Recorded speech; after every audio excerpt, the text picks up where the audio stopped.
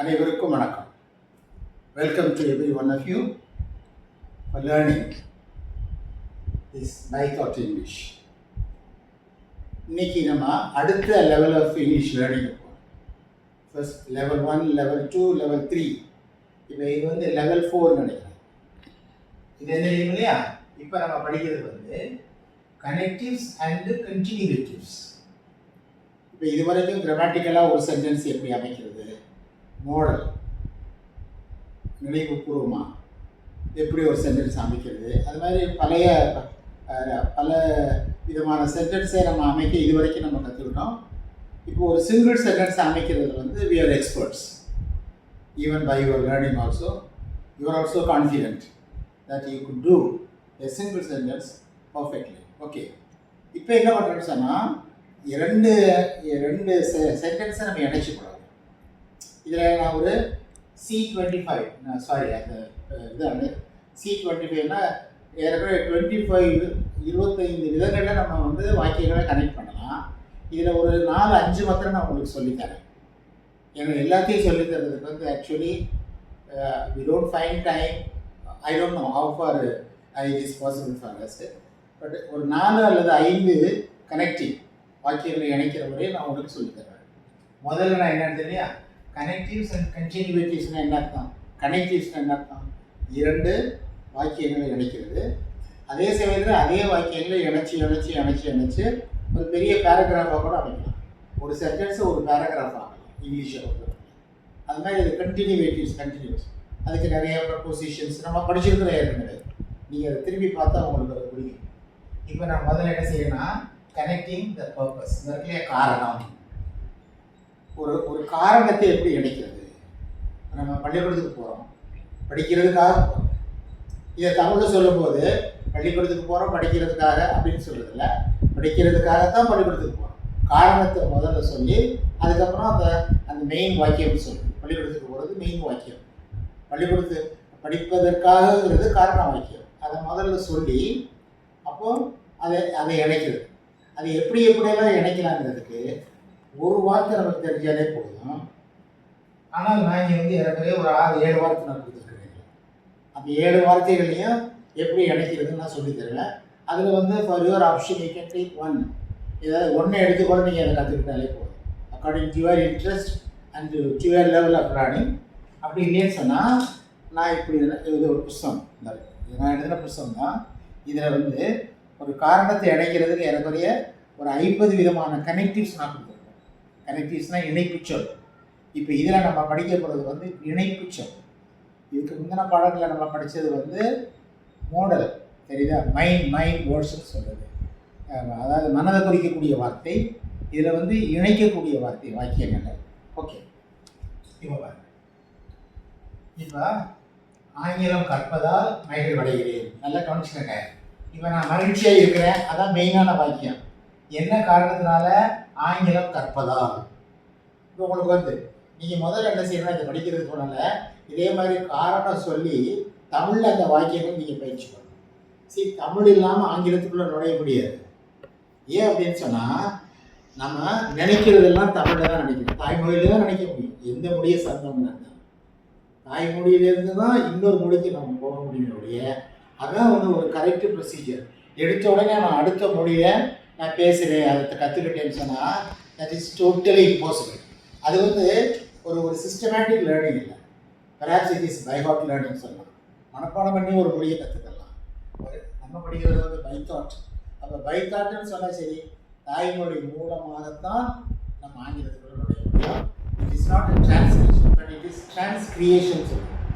நம்ம என்ன நினைக்கிறோமோ அதை இன்னொரு மொழியில் கிரியேட் பண்ணுறது. புரியுதா? இப்போ பாருங்க, இப்போ இதை சிம்பிள் முறையில் நம்ம அதை கனெக்ட் பண்ணலாம். பிகாஸ் ஆஃப்னு ஒரு கனெக்டிவ் கொடுத்துருக்கேன். Please make note of it for your understanding. Because of, on account ஆஃப்னு அவங்க கொடுத்துருக்கேன். இதுக்கெல்லாம் நம்ம அர்த்தம் சொல்கிறதுக்கு இல்லை, நீங்கள் புரிஞ்சுக்கங்க. அப்படின்னு சொன்னால் ஒரு காரணத்தை இணைக்கிறேன்னு சொன்னால் பிகாஸ் ஆஃப் ப்ளஸ் ஐஎன்ஜி வரும். அது on account of plus ING. இதை நான் எழுதலை, but you please make note of it. Because of plus ING அல்லது ஆன் அக்கௌண்ட் ஆஃப் லேர்னிங். இப்போ நான் என்ன சொல்கிறேன், கற்றுக்கிறதுனால அந்த கற்றுக்கிறதுக்குள்ளே அதோட தான் ஐஎன்ஜி சேர்க்க முடியும்.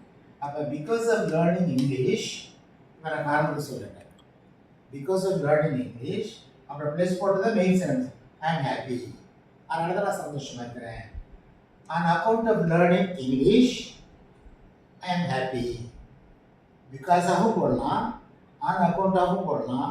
இதுக்கு என்ன அர்த்தம் இதுக்கு என்ன அர்த்தம் அப்படின்லாம் தெரிஞ்சுக்கணுங்கிற அவசியம் இல்லை.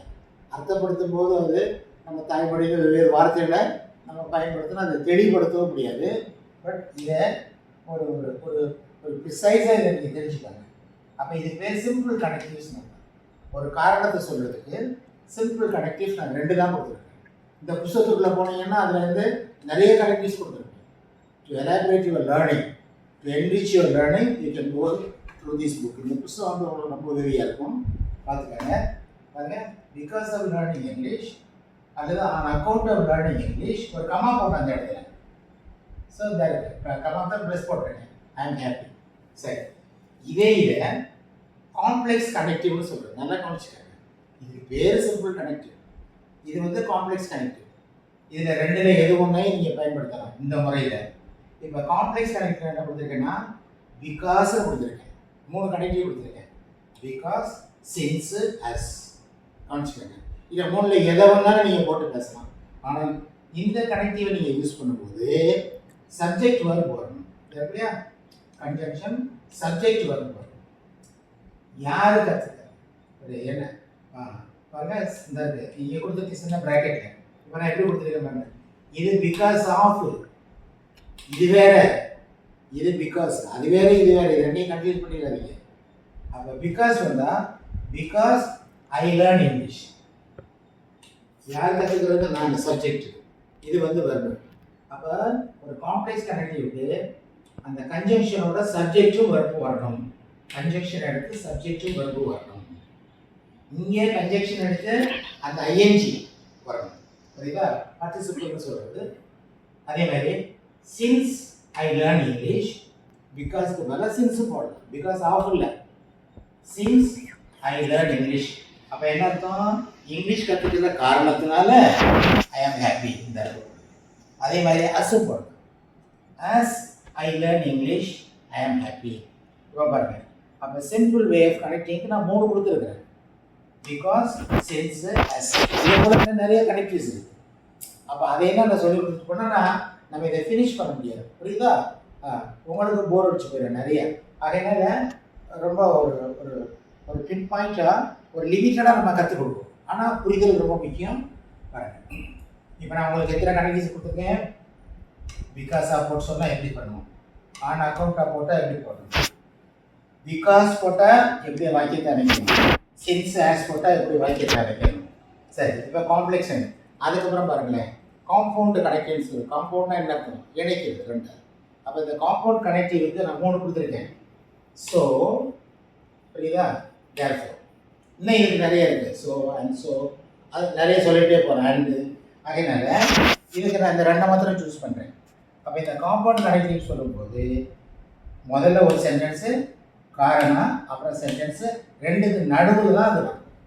2க்கு நடுவில் தான் வரும். பாருங்க, ஐ லேர்ன் இங்கிலீஷ், நானும் இங்கிலீஷ் கற்றுக்கிறேன். ஸோ வந்து ரொம்ப common connective. You can easily understand it. And for using also that will be very easy for you when you speak and when you write. Okay. I learn English. நானே English கற்றுக்கிறேன்.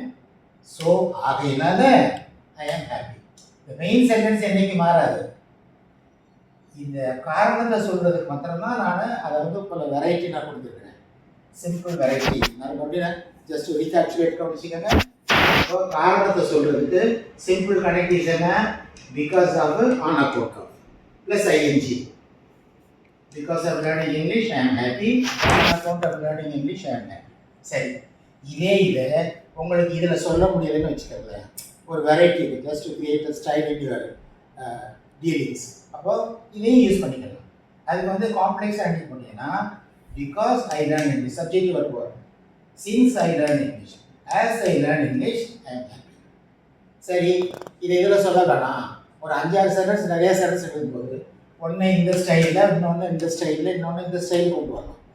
Just to make a variety and create style in your work. புரியுதா? அப்போ அப்போ compound சொல்லும்போது I learn English, so அல்லது therefore I am very happy. இப்போ நான் உங்களுக்கு என்ன கொடுத்துருக்கேன், ஒரு காரணத்தை சொல்கிறதுக்கு 2, 3, 2, 5, 2, 7 கனெக்டிவ் கொடுத்துருக்கேன் இல்லையா? இதே போல் இன்னும் 70 கனெக்டிவ்ஸ் இருக்குது. அதெல்லாம் தேவையில்லை. நீங்கள் ஏதாவது according to your ability, according to your willingness and desire, you can just choose one. ஏதாவது ஒன்றை மாத்திரம் வச்சுக்கோங்க பிகினிங்கில். பிகாஸ் அது உங்களுக்கு ஈஸியாக இருக்கா? Because of learning English. இதே மாதிரி இன்னொரு 5 சென்டென்ஸ் நீங்கள் என்ன செய்யலாம்? சரி, so because of spending my time, என்னுடைய நேரத்தை பொழுதுபோக்கிறதுக்காக ஐ கோ ஃபார் த மூவி, நான் படத்துக்கு போகிறேன். So because of entertaining you, உன்னை சந்தோஷப்படுத்துறதுக்காக I invite you for the dinner. சரிங்களா? அதே மாதிரி பிகாஸ் ஆஃப் பீயிங் ஹாப்பி, ஒரு மகிழ்ச்சியாக இருக்கிறதுக்காக ஐ கோ இன் டு த மவுண்டன்ஸ், நான் மலை ஏரியாவுக்கு நான் போகிறேன். Because of getting a cool climate I just want to go to Kodaikanal அது எனி சம்மர் பிளேசஸ். இப்போ இதே மாதிரி என்ன செஞ்சோன்னா, இங்கிலீஷை கற்றுக்கிறதுல இன்னொருத்தரை நம்பி இருக்கிறதுங்கிறது இல்லை. முக்கியம் வந்து you must have the creativity. உங்களுக்குள்ள நீங்கள் க்ரியேட் பண்ண முடியும். அதை நம்ம ப்ராப்பராக இது வரைக்கும் நம்ம எக்ஸசைஸ் பண்ணல. We feel lethargic and lazy. To create something new, we always depend upon other people just for getting anything. No. You confidently think that you are the source itself. நீங்கள் எல்லாத்தையும் கிரியேட் பண்ண முடியும் உங்களால். அந்த மாதிரி அந்த க்ரியேட்டிவிட்டியில் இப்போ நான் இத்தனை சென்டென்ஸான சொல்கிறேன், 7 கனெக்டிவ்ஸ் யூஸ் பண்ணிருக்கீங்க. நீங்கள் அட்லீஸ்ட் ஒரு 10 கனெக்டிவ்ஸ், இந்த புத்தகம் நான் சொன்னேன், புத்தகத்தை நீங்கள் வாங்குறதுக்கு நீங்கள் எப்படி ட்ரை பண்ணுவீங்களோ it is your description. Okay, இதை பார்த்து இதை நீங்கள் கற்றுக்கணும். அடுத்தது அடுத்த time. Thank you very much. All the best.